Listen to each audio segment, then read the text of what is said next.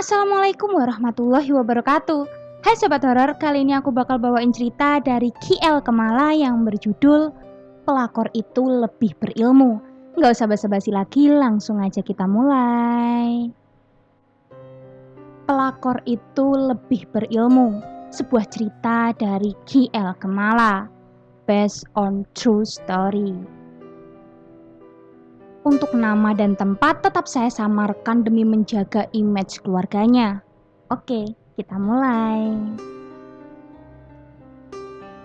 Aku Aureli, hidupku dan keluargaku memang kental akan hal mistis. Ayahku sering bercerita bahwa ia menganut ilmu putih dan mempunyai hewan jadi-jadian. But I don't know. Bisa dibilang penjaga. Ayahku bercerita juga bahwa ia keturunan darah biru. Dan ya, kami semua percaya akan hal itu. Kenapa? Karena waktu itu aku bermimpi sedang di tengah sungai.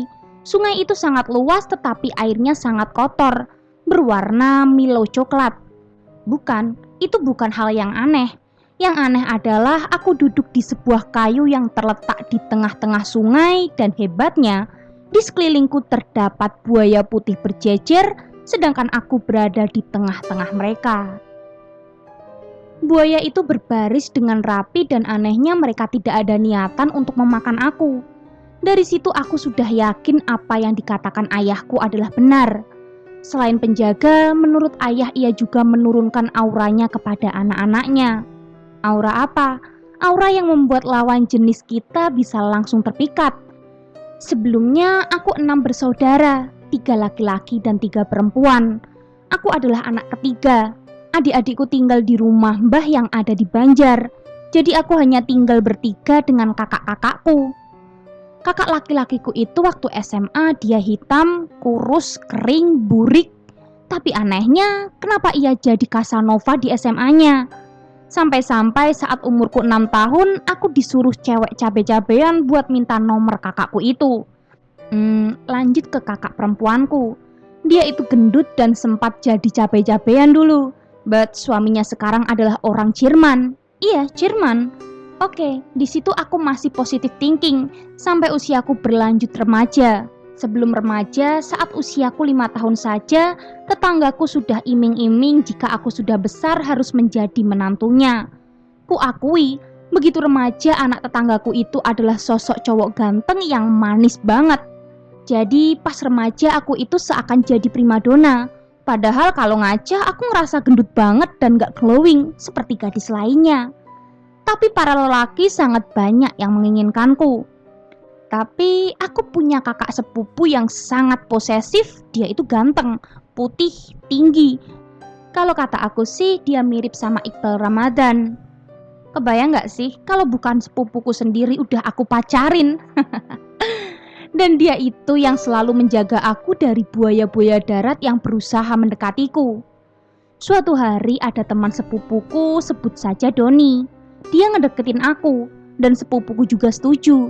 Tapi cuma deket doang, nggak lebih. Oh iya lupa, sebut saja kakak sepupuku itu namanya Kak Ray. Jadi Kak Ray dan Doni itu seumuran, dan mereka lulus duluan. Nah, pas udah lulus, mereka ikut ayahku bekerja di Kalimantan. Aku jadi ngerasa seneng dan sedih. Senengnya Doni jadi deket sama ayahku, dan sedihnya aku harus melepas mereka berdua. Awalnya aku ngerasa kehilangan banget, sampai 1 tahun berlalu. Sebenarnya dalam 1 tahun itu aku ngerasa hal-hal aneh terjadi. Awalnya aku ingin mengetahui perusahaan tempat mereka bekerja, tetapi mereka tidak mau dan beralasan tidak mempunyai kuota, jadi hanya bisa chattingan saja.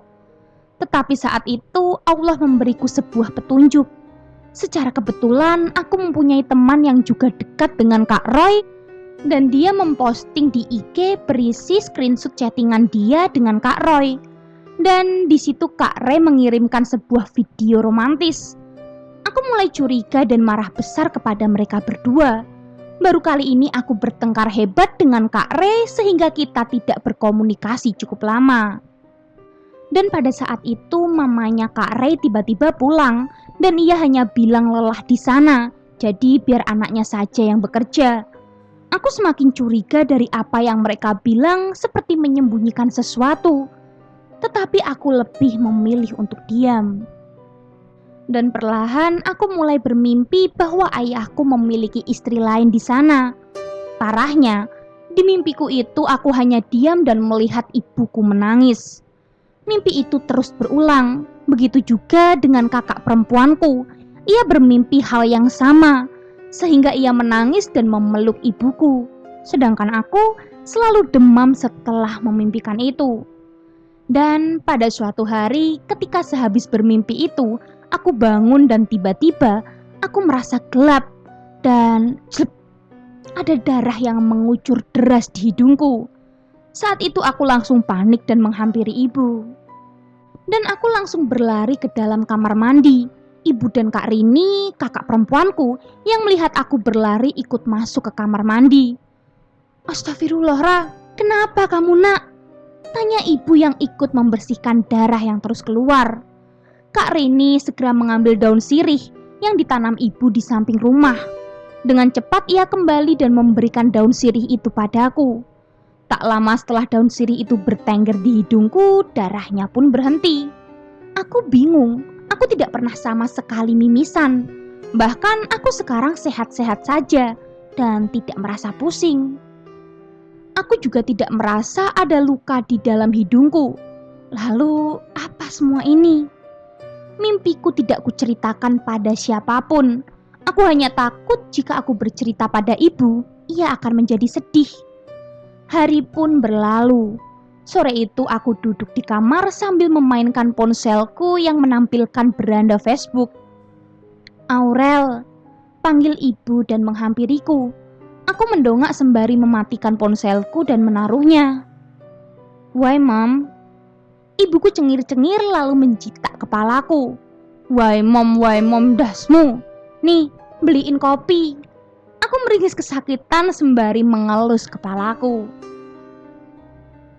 Ya kali, kan ada Kak Rini, kenapa harus Aurel yang disuruh?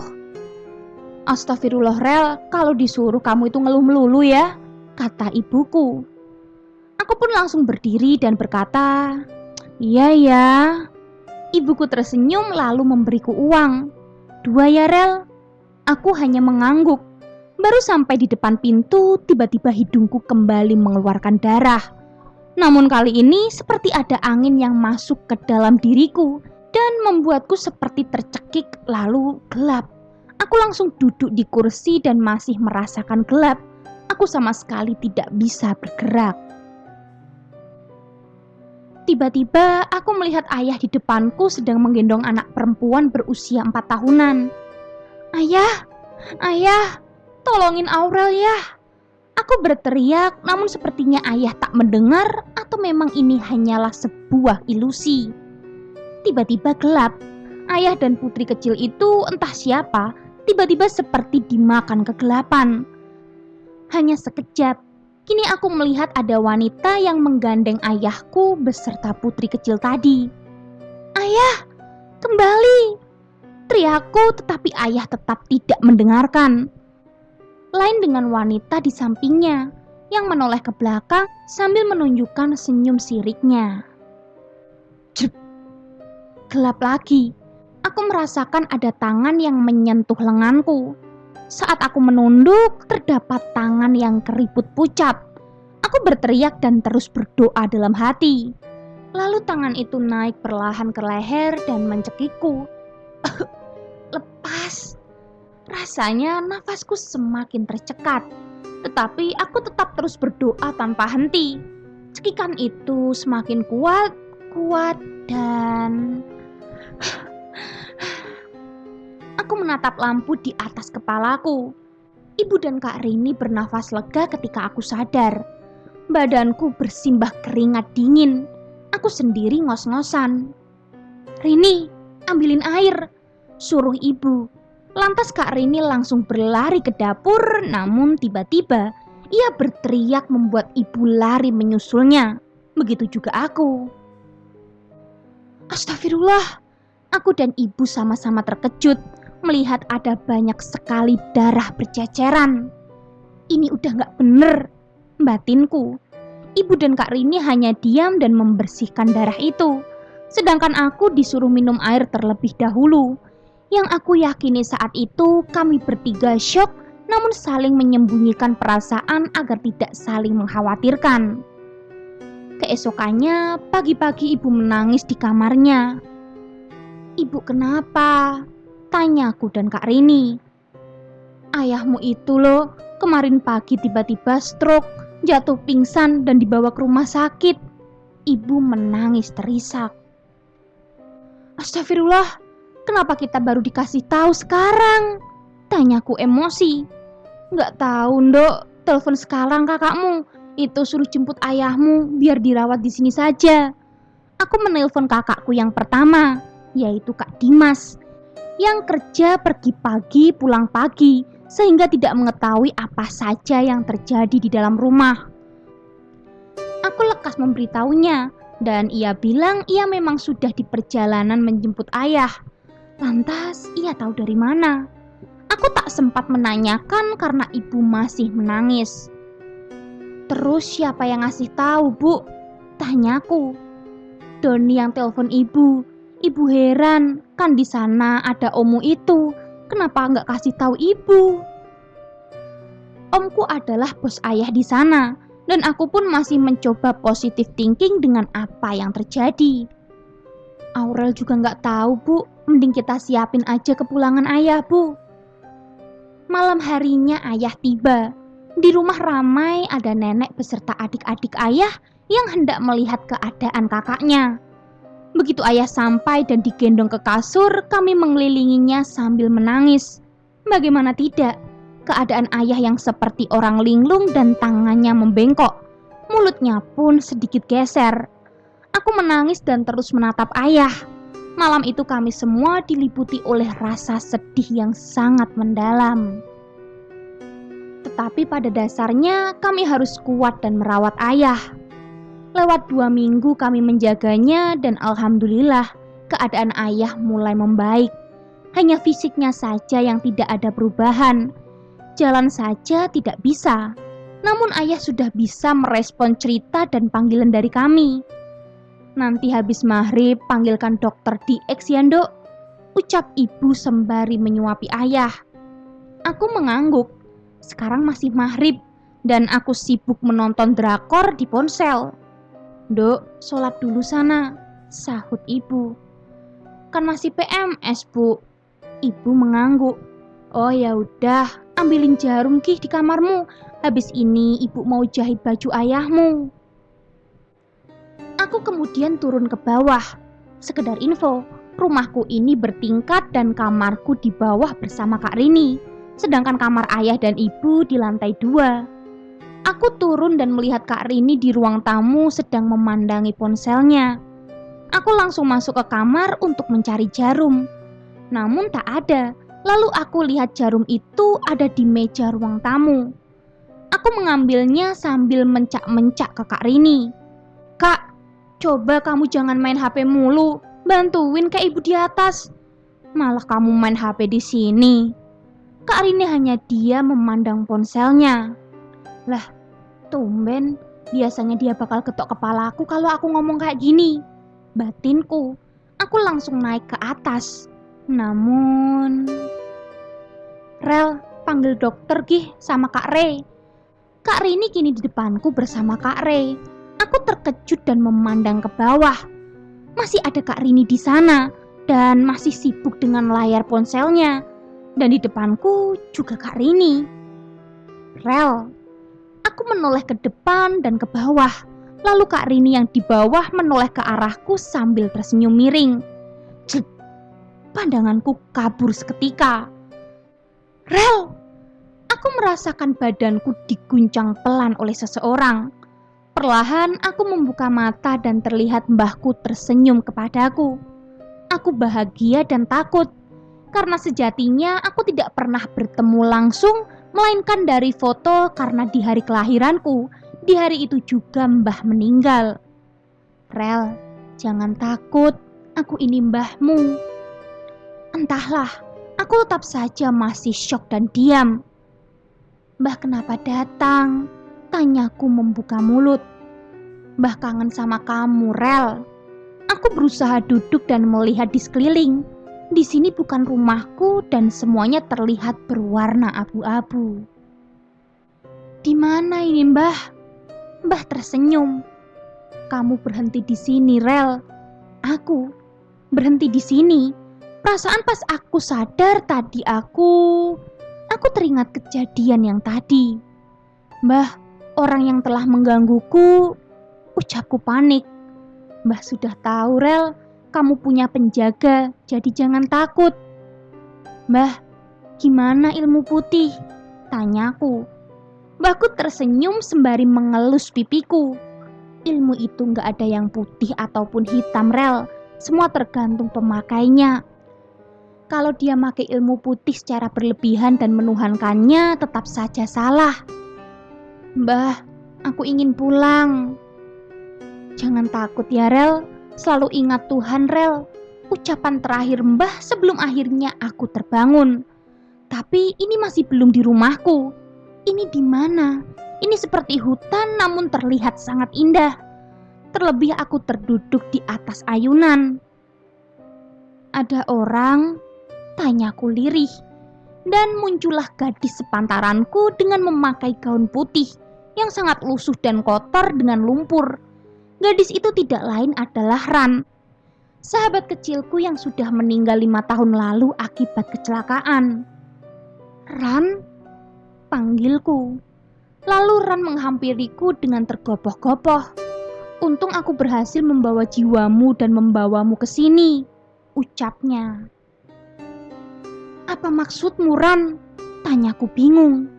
Gak ada waktu buat jelasin. Ayahmu diserang orang. Dan karena ayahmu mempunyai ikatan batin kuat denganmu, maka kamu kena imbasnya. Astagfirullah, terus gimana? Kamu sudah pulih, Rel. Aku sama mbahmu sudah memulihkanmu. Cuma ayah kamu masih belum pulih karena dia sudah menyalahgunakan ilmu yang dikasih mbahmu. Aku menunduk dan menggigit bibir bawahku. Khawatir, apa yang harus aku lakukan sekarang? Batinku. Jadi gimana? Aku mendongak dan sudah tidak ada Ran lagi.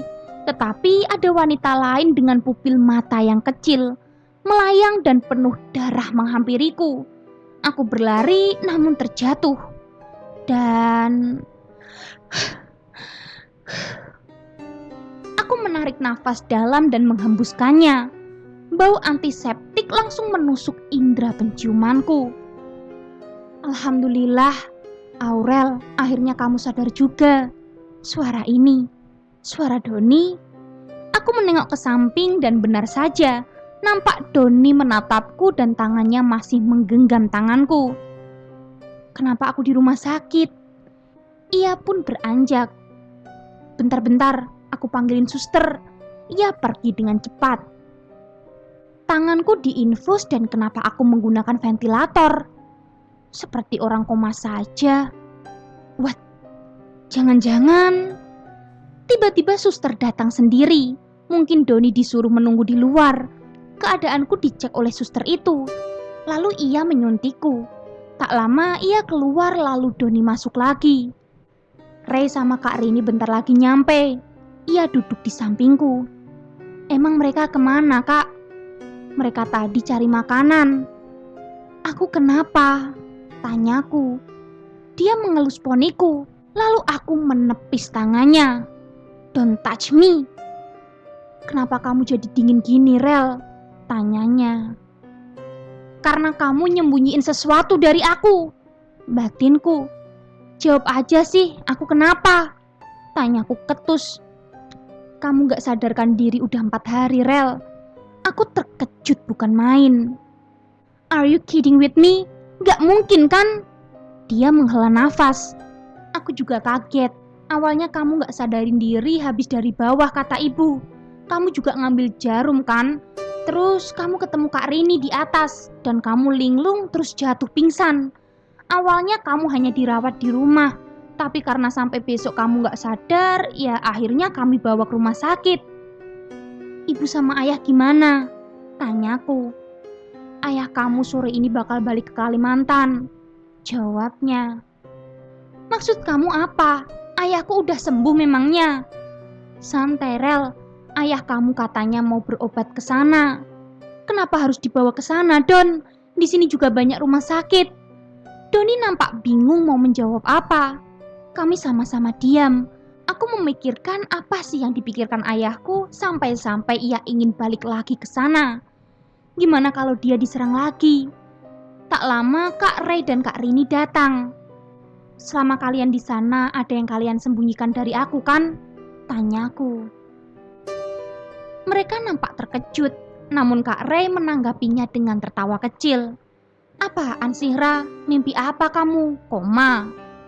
Nothing. Kak, kamu paling takut sama siapa? Kak Ray menatap bingung. Maksudnya, kakak takut sama siapa? Nenek, jawabnya sambil cengengesan. Pasti kamu takut dipukul pakai sandal lagi kan? Sahut Doni. Nggak usah flashback juga kali. Mereka tertawa cengengesan sedangkan aku masih tersenyum miring. Are you afraid that our family will not be destroyed? Tanyaku membuat mereka seketika diam. Rel, kenapa sih kamu? Dari kamu siuman sikapmu aneh, ucap Doni. Kak Rini datang. Aurel, besok kamu udah boleh pulang. Nop, sore ini Aurel pulang, jawabku. Mana bisa gitu, Rel?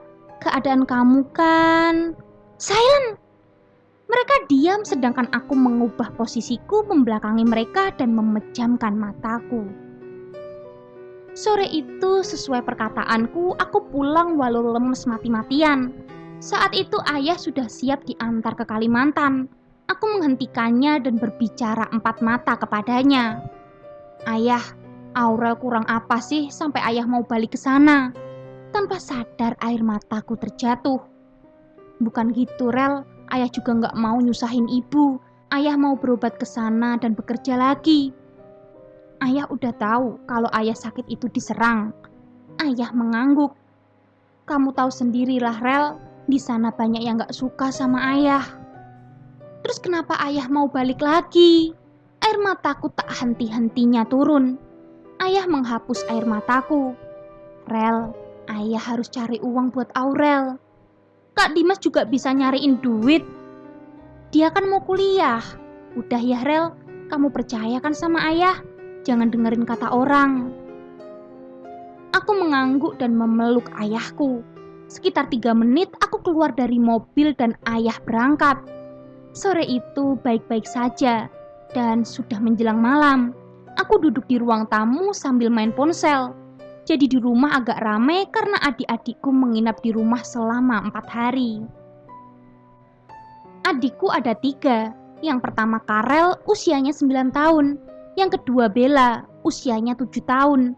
Dan yang terakhir Kenzo, usianya masih 2 tahun. Kenzo menuruni tangga bersama Bella untuk menghampiriku. Kak, jaga Kenzo ya, Bella mau ke warung dulu. Aku mengangguk. Tak lama Bella pergi. Halo Kenzo.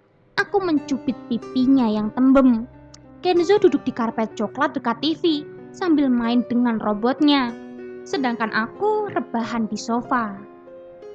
Sekitar setengah jam Bella belum balik. Karel turun ke bawah dan menyusul Bella. Aku masih sibuk dengan ponsel sehingga Kenzo mengelilingiku. What are you doing, Kenzo? Tanyaku. Sekedar informasi, Kenzo dari kecil memang menggunakan bahasa Inggris saat berbicara. Pikirku mungkin karena asuhan bibiku yang notabene dosen bahasa Inggris. Lisa, where are you? Dia seperti mencari seseorang hingga ke balik gorden. Who Lisa, Kenzo? Tanyaku bingung karena tidak ada keluargaku yang bernama Lisa. My plan. Setelah itu suara Kenzo tidak terdengar lagi. Aku pun beranjak dan mengeceknya. Ia berada di balik gorden dan berbicara pada dinding. Tetapi perlahan aku mendekatinya seperti ada kain putih menjuntai bersama Kenzo di balik gorden. Aku membekap mulutku menahan teriak. Oh shit! Aku lalu memberanikan diri untuk membuka gorden itu. Dan Tidak ada siapapun yang bersama Kenzo di balik gorden. Aku segera menggendongnya dan duduk di sofa. Tak lama Bella dan Karel pun datang. "Kenapa lama banget?" tanyaku. Mereka tampak seperti ketakutan. "Bella, Karel, why?"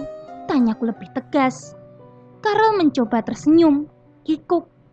"Tidak, tadi Bella nyasar salah blok, ya kan Bel?" Bella mengangguk. Dari gerak-gerik mereka sebenarnya aku curiga, tapi ya sudahlah, mungkin hanya perasaanku saja. "Ya udah, naik sana ke ibu." Mereka pun menurut dan segera naik. Hari itu hanya keganjilan itu saja yang kudapatkan. Selanjutnya, hari biasa berlalu, aku pun sekolah. Seperti biasa, adik-adikku pulang, kakakku kerja. Hingga 1 minggu berjalan normal, tapi tidak dengan hari itu. Gimana Sobat Horor? Penasaran kan sebenarnya apa yang akan terjadi di hari itu? Kalau gitu tunggu kelanjutan ceritanya dan jangan lupa nyalakan lonceng notifikasinya. Bye!